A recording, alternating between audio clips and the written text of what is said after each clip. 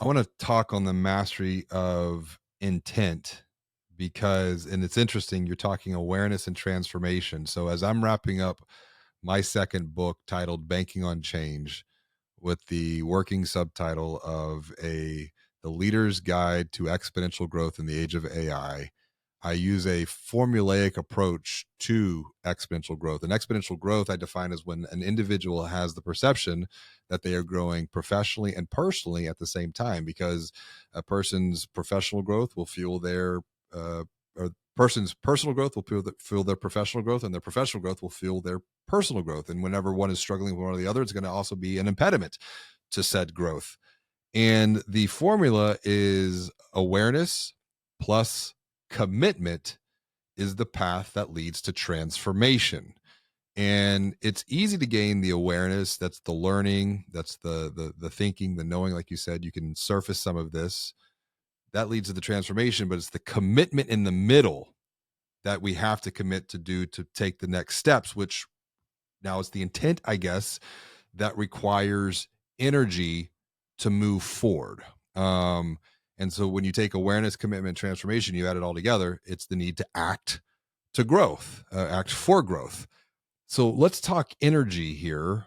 And for the bankers who are watching or listening, stay with me on this. Stay with David on this. I don't want to lose you, but this is so important because emotion is energy in motion, and I think the emotional, energetic state that we have can directly influence how we move forward. So, can you continue forward with this thought to dive deeper into energy and your perspective here? Sure. For we humans, really, for the most part, looking at quality of life, emotional energy is all that counts. If you look at how do we define whether we're having a good or bad day, it will be from emotional energy, either the emotions that come from love or the emotions that come from fear. Mm. When you have a lot of emotions that come from fear, you're going to be having a bad day. If you have a lot of emotions that are coming from love and acceptance and compassion, those sorts of things, you're going to be having a really good day. So emotional energy defines the quality of our lives. And emotional energy defines or is proportional to the amount of change that takes place at the level of the mind. You will see, just we can even look in our own lives, that all of the great changes that have taken place in our lives have been circumscribed by large amounts of emotional energy, probably that the mind defined as crisis. So emotion should always be the trigger that says, oh, I better pay attention. Yeah. There's something going on that needs my attention. And this could be positive emotions or it could be negative emotions. But the idea that that should snap us into a state of awareness. And then we can look at, okay, if we want to stay in that state, that's fine. That's actually a step in the right direction because we're choosing it.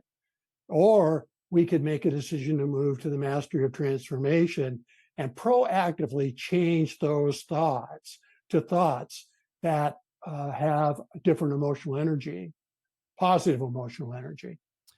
And in doing that, we literally change the physical reality. Yeah. So I will be the first one to admit, if we were having this conversation a decade ago, I would not have a clue as to what was being discussed and would probably tune out.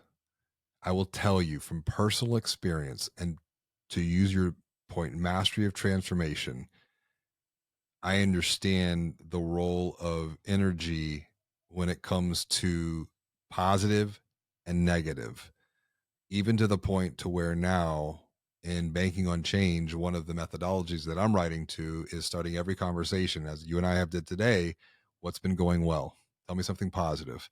And I have implored the leaders that I've been working with to consider doing the exact same, because they can directly influence the energetic state of a conversation, their team, their organization, by asking the one simple question of what's been going well. And well is an acronym of where have you been winning? the past? What are you excited and energized about right now in the present moment? So the present, what have you learned? And looking at any type of experience as a learning experience. And then also importantly, what are you looking forward to going forward into the future to ensure that the future has the ability to be bigger and better going forward? For those who might, and I tread with all respect here for those watching and listening, and they're like, okay, I think you're losing me a little bit, but I'm still here listening. So thank you for that. Number one. Number two, if I think about the banker's brain, I wrote about this in Banking on Digital Growth, my first book. The banker's brain is very smart, it's very analytical, it's very logical. But what we're talking here is a completely different way of perhaps thinking, operations, systems. How do we help navigate that transformation in the mind? Because it could feel a little bit scary for some to even take that step and do so with just with love and compassion, basically. Well, yeah. What happens is we identify with our minds. In other words, when I say I, and I'm speaking to you about something that's over here, basically it's my mind that is speaking to you. And let's talk about the banker, for instance, and you look at like what's important to the banker, and of course you're going to see logic, you're going to see numbers, you're going to see things that are black and white. And all those things live in a part of the mind we call the masculine mind. And that's fine. We need the masculine mind. Otherwise, we'd have a complete imbalance, in the way Mm, we're trying to work in the world. But the problem is that we are really designed to be balanced.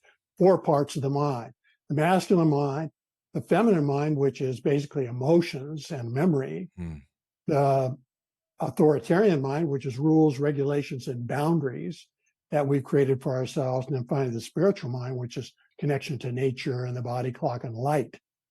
Now, in a perfect world, all of those would be balanced. However, you take a look at the problems, and I'll just make this up, but the problems faced by people who are imbalanced toward the masculine mind and authoritarian mind, which is basically most of the workplace. And you will see it's because they are suppressing the other parts of themselves, the feminine mind and the spiritual mind. And so what that says is, look, yeah, we need the numbers and we need the logic. And of course, we need the rules, regulations, and boundaries. You can't do banking without that. yeah. And at the same time, we've got to start bringing, our emotional energy into it and allowing, people, including ourselves, to emote and to be more authentic about how we're feeling about things. Yeah. And then finally, moving into the spiritual mind and looking, is there a higher purpose for what we're doing? Because there is always going to be, or there should be, a higher purpose for what we're doing if we want to get the absolute most out of life, including our work life. And so this idea that, yes, it's uncomfortable to balance, it's uncomfortable to look at things that we don't understand. But look, that's the way the mind works. It naturally resists anything outside its comfort zone.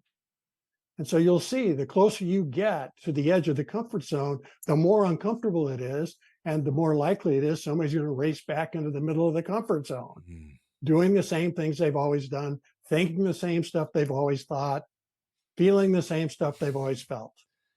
So So your idea, I'll just say this, your idea of commitment is so critical because it takes commitment and practice to be good at transformation and growth. how how do, and maybe if you don't mind, maybe just ask a personal question. How have you continuously worked to transform yourself? Because you talk about the comfort zone. I'm writing about the cave of complacency. It's easy to get trapped in that because the cave of complacency, it feels good, it feels safe, but it's a pseudo safety, I think, to a point. Because if we're looking for continuous growth and expansion, back to the four parts of your mind model, which I really appreciate, how have you looked to maintain or at least try to gain balance, so that you're not over indexing in one, and also not getting trapped in the comfort zone, but you're continuously expanding externally? What have you done over just the course of your journey of growth to be mindful and aware of that perspective yourself? Practice, practice, practice, practice. Um, when I first got on what we might call this seeker's journey, wanting to know those big questions: Who am I? What am I here to do in this lifetime? What's my purpose? How does the universe work? Um, I was as stuck as anybody that I've ever known.